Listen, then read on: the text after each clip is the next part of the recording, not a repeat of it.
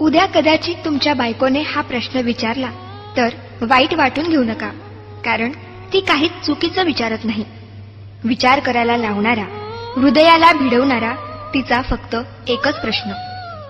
देह माझा हळद तुझ्या नावाची, हात माझा मेहंदी तुझ्या नावाची, भांग माझा सिंदूर तुझ्या नावाचा, माथा माझा बिंदिया तुझ्या नावाची, नाक माझे नथ तुझ्या नावाची, गळा माझा मंगळसूत्र तुझ्या नावाचे, मनगट माझे बांगड्या चुडा तुझ्या नावाचा, पाय माझे जोडवी तुझ्या नावाची, आणि हो, वडीलधाऱ्यांच्या पाया मी पडते आणि अखंड सौभाग्यवती भव आशीर्वाद मात्र तुला.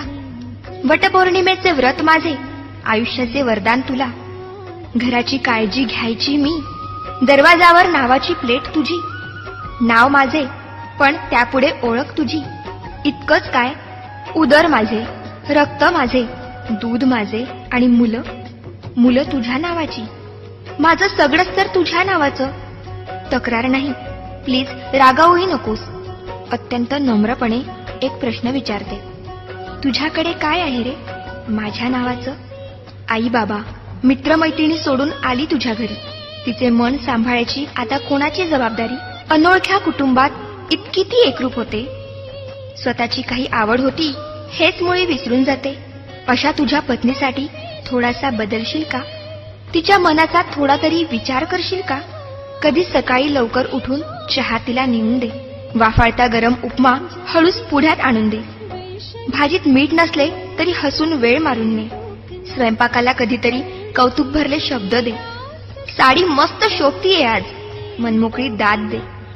सुटीत एखाद्या एकटीलाच आपणहून फिरायला ने.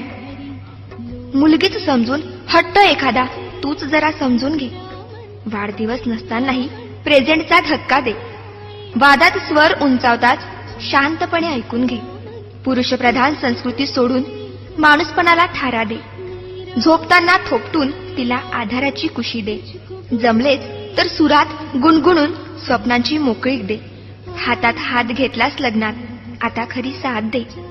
नवरेपणा दूर टाकून विसावायला प्रेमळ खांदा दे.